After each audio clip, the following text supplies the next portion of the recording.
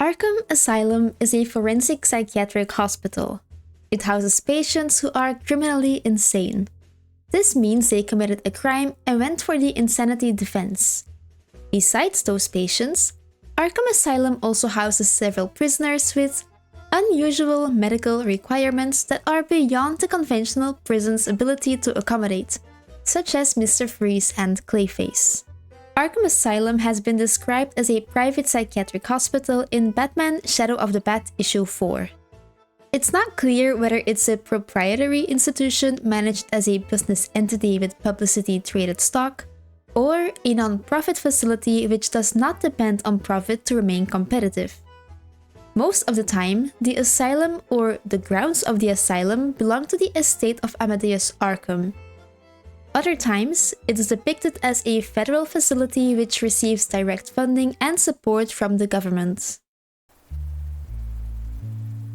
Amadeus Arkham is known as being the founder of Arkham Asylum.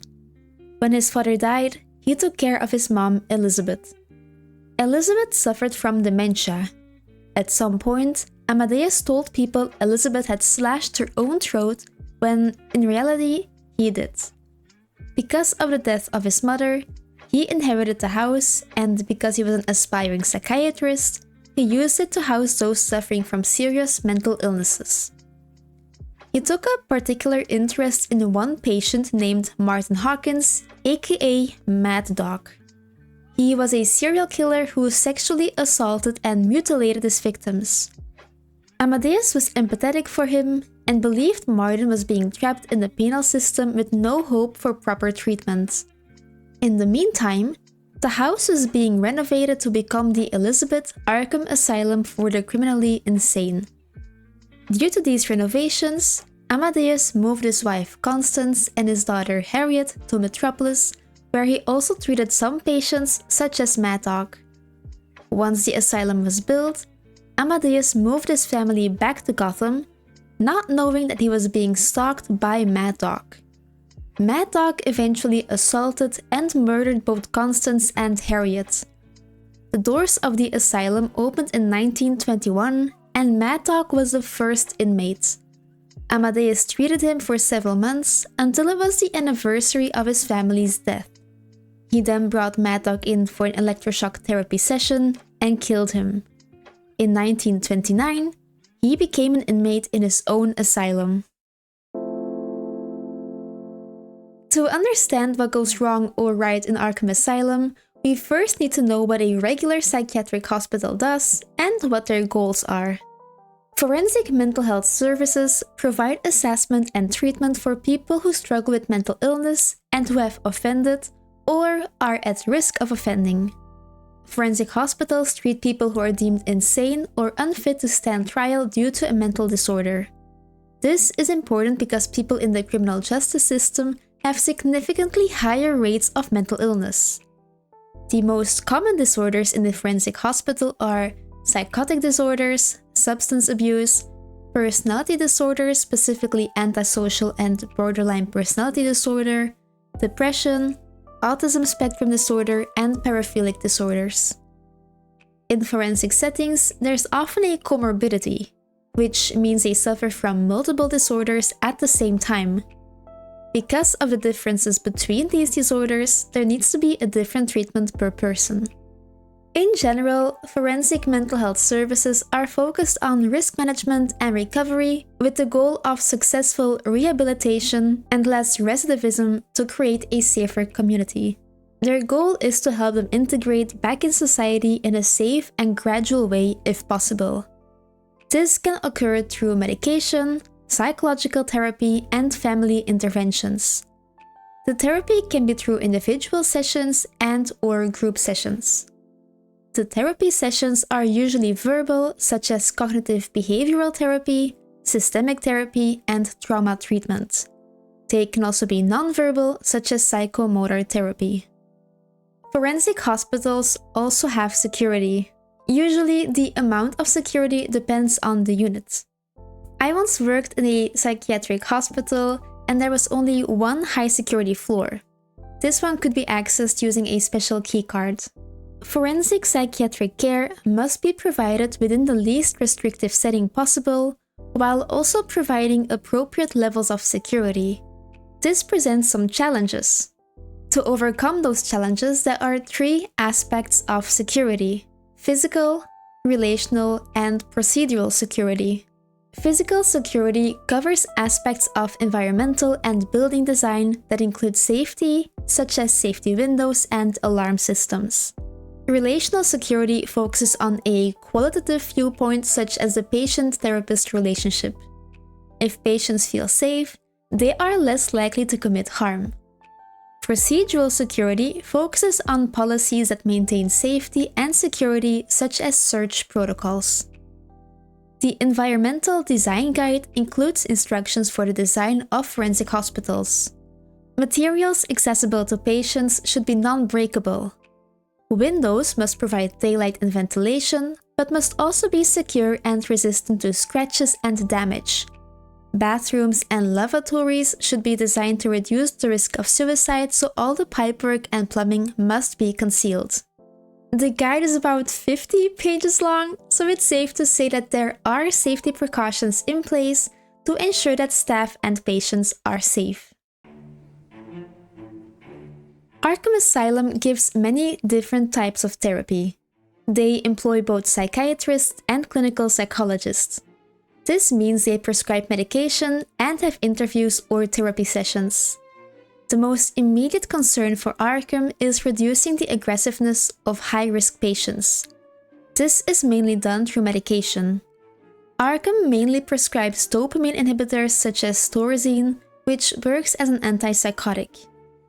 Other popular prescriptions are haloperidol, which is also an antipsychotic, and fluoxetine, which is an antidepressant. It's unclear whether the violent patients actually take these medications. Most incarcerated supervillains, like the Joker, rarely show any of the common side effects of these drugs. Therefore, it has been theorized that orderlies are failing to make sure the medication is properly administered. Another theory is that the staff is pilfering with the real medication and are substituting cheaper, alternative pharmaceuticals which are less sedating. Besides medication, Arkham Asylum also provides different types of therapy. Patient interviews or therapy sessions are held periodically by the therapists. When they're dealing with high-profile cases, sometimes an entire team of doctors may be present. The patients are encouraged to discuss their lives, thoughts, and desires. They don't tend to use any set therapeutic model, such as systemic therapy or cognitive behavioral therapy. This means that the results of these interviews may vary. For example, in Arkham Asylum, A Serious House on a Serious Earth, Dr. Ruth Adam likes to use word association. She asks the patient to respond with the first word that comes to mind when offered an item from a word list. In the Mad Love episode of the new Batman Adventures, we see Harley do a session with Joker in which they have a regular talk therapy session.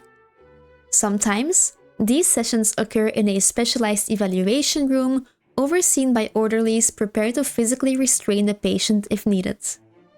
If additional force is called for, each room is fitted with a panic button that summons a crash team of armed security officers.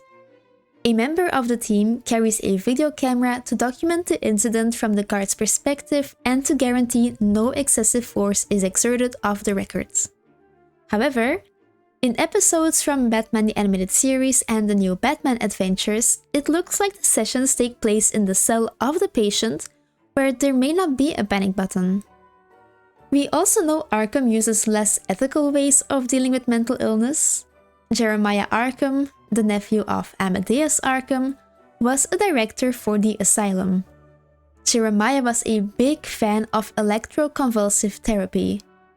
It's possible that the use of shock treatment as punishment may be used in an unethical manner to deter antisocial conduct among the inmate population. One time, Jeremiah forced an inmate to undergo electroconvulsive therapy after he was seen smuggling contraband to the Joker without providing a medical pretest or taking the patient's diagnosis into consideration. We also see this happen to Sophia Falcone in The Penguin. We did not see her get a diagnosis or whatever, but she was forced to endure electroconvulsive therapy. Electroshock therapy was often used as a way to abuse patients. When it was given in an unmodified form, without muscle relaxants, it could even lead to seizures and fractures. According to Vicky Vale, Arkham Asylum also provided insulin shock therapy. With this type of therapy, doctors repeatedly inject large doses of insulin in order to produce a coma. This could go together with seizures and convulsions. Insulin shock therapy is inhumane since it leads to brain damage and sometimes even death. Patients could become less hostile, which seems therapeutic, but that could be the result of the damage done to the brain. Besides shock therapy as a punishment, Arkham also seems to favor solitary confinement for problematic inmates. In Black Orchid, Poison Ivy reports being held in solitary for 3 weeks on end, while Scarecrow is sentenced to 3 months in solitary at the conclusion of Arkham Asylum Living Hell. Solitary confinement means that the incarcerated person resides in a single cell with little to no contact with other people. It has profound negative psychological, physical, and neurological effects on those who experience it, sometimes lasting well beyond one's time in solitary. The psychological effects may encompass a range of symptoms such as depression, anger, perceptual distortions, paranoia, and even psychosis. When people already suffer from a mental illness, it could worsen the condition. A high number of the inmates who are held in solitary confinement also turn to self-harm. Inmates in isolation are 6.9 times more likely to injure themselves and 6.3 times more likely to commit a fatal act of self-harm compared to the general jail population. Physical effects of solitary confinement can go from hypertension to dizziness and heart palpitations. The security in Arkham Asylum is actually pretty good. Arkham has different levels of security, which becomes clear in the game Batman Arkham Asylum.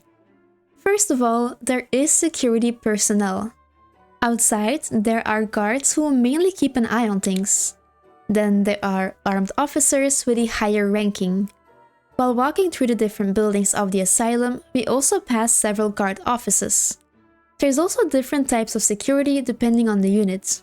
For example, there's more security in the penitentiary. We even see electrical floors there compared to the medical unit or even intensive treatment. The latter does have more guards, or at least guard offices. The entire asylum also has CCTV security. Arkham usually succeeds in containing the villains, better than an average facility could. However, all it takes is a system's neglect or a new guy to let his guard down. The facility itself lacks policy and equipment to prevent breakout situations. Throw in corruption and outside influence like henchmen following you home to threaten your family, and you can make a lot of room for these masterminds to plan an opportunity to get loose. Corruption plays a big role in 2 ways. Criminals can offer quite a lot of money or opportunities to underpaid staff who live in a poor city, but also, officers can be overconfident and believe they won't get caught. Arkham Asylum has lots of security, but a poor security record. The security force is troubled by exaggerated levels of apathy and, according to Arkham Asylum Madness, a crippling turnover rate. In this story, one guard was hired despite a history of violent felonies for which he served a sentence at Blackgate. Harvey Bullock once described Arkham guards as rent-a-cops who were amateurs and blind to boot. Not only is there a poor security record, there are also high recidivism rates regarding high-profile cases such as the Joker. They are frequently shown escaping at will. Patients who are considered to no longer be mentally unwell and get discharged also tend to reoffend. Administrative releases are handled in a negligent manner. One time, an obsessive-compulsive serial killer was signed out of Arkham into the care of an incontinent alcoholic person on the grounds that he looked like a responsible citizen. Arkham escapees and legitimate releases nearly always go on to commit crimes that land them back in the asylum. The administration is usually portrayed as ineffectual and corrupt, with inmates sometimes managing to seize control of the facility to unleash some chaos. This corruption was revealed in Batman White Knight when the Joker became reformed and claimed that Arkham survived on exorbitant subsidies from Gotham City, and its administration blackmailed the taxpayers by intentionally allowing the most dangerous patients to escape and then using the publicity of their crime sprees to demand more funds. Furthermore, several staff members, including its founder Amadeus Arkham and his nephew Jeremiah Arkham, as well as medical staff such as Harleen Quinzel, Jonathan Crane, Hugo Strange, and security chief Lyle Bolton, have become mentally unwell. This may raise some questions into how well they are screened, but also in their work environment. The asylum is rebuilt in bigger and larger iterations. An inevitable trend towards overcrowding has led to a breakdown in patient segregation. For example, housing non-violent and relatively harmless offenders in the same block as serial killers as seen in Arkham Asylum Living Hell. It compels the staff to simply focus on warehousing the inmates rather than rehabilitating them. Usually, a forensic psychiatric hospital can house around 1,000 patients. It's also unclear how much medical staff there is. We know of a total of 12 doctors in Arkham Asylum, namely Adam Hamasaki, Adrian Chen, Amadeus Arkham who is dead, Penelope Young who died, Sarah Cassidy, Jonathan Crane who went mad, Stephen Kellerman, Wendy Maga, Thomas Elliott, Hugo Strange, and Harleen Quinzel, who obviously became Harley Quinn. It's unclear how many nurses there are. In Arkham Asylum Madness, there are a few, but it's not specified how many. They do mention how bad it is to work there and that they tend to leave quick. So the staff is probably overworked. Because of this, there is a high possibility that patients get neglected or don't receive the proper care, which plays a role in the countless number of escape attempts. For instance, in Neil Gaiman's The Sandman, inmates aren't even given any clothing. Dr. Destiny is left naked in an unheated cell. Vicky Vale once published an expose saying many other patients suffered similar abuse. She noted the prevalence of outdated techniques such as solitary confinement. She accused Arkham of intentionally leaving its inmates unclothed, switching off the heating to their wards, and housing them in decrepit, waterlogged cells. Arkham Asylum does many things wrong. But is there another choice? Especially with Batman taking them to the asylum himself, or just leaving them for the GCPD to find? The criminals he catches cannot be tried in a regular court of law. Any decent lawyer can get the evidence against their client, or even the entire case thrown out. So what if Gotham found a way to lock up dangerous people against their will, without all the extra work of a court process and the standards of evidence? Just have a judge declare the Riddler criminally insane and involuntarily committing him to the asylum. This would sidestep the issue of the masked vigilante who dropped him off at the GCPD, no matter how much illegally collected evidence was stapled to his chest. In the very first years, Arkham Asylum operated as a very normal hospital for the mentally insane. Due to its committed and reliable staff, they treated countless patients. Amadeus Arkham wanted to treat those who suffered from mental illness like his mother had. It was only after the death of Constance and Harriet that he went mad.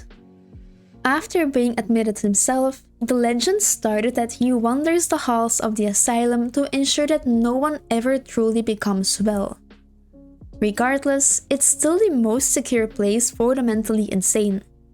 The big names rotate in and out, but even they can stay for years at a time. Smaller criminals stay as well. And besides, you're going to have trouble keeping Poison Ivy and Joker anywhere. And they actually have a good mental health record, supervillains accepted. It's not perfect, but it's still the best option. We don't hear much about small-time criminals getting cured, But there are stories in which bigger villains did get rehabilitated, such as Maxie Zeus in Batman Cacophony and Kite Man. In Batman of Arkham, Bruce Wayne is a Gotham psychiatrist who was the owner of Arkham Asylum. He set out to improve its dismal reputation. After his parents' murder, he dedicated his life to the prevention of such tragedies by treating the criminally insane. He managed to rehabilitate Killer Croc through hypnotherapy and Poison Ivy, who was also incarcerated for her crimes. In Batman White Knight, Arkham was only turned into an asylum after the rise of supercriminals. Arkham Asylum was used to hold criminals over several decades. The only successful cured cases were those of Harleen Quinzel after she left the Joker. Harleen secretly created a medicine she gave to the Joker, aka Jack Napier. It temporarily cured the chemical imbalance in his brain, which was caused by his chemical bath. After months of intense therapy, he re-entered society as Jack. He sued Arkham and the GCPD.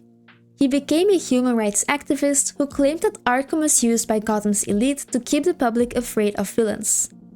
They didn't even try to help them and just made them worse.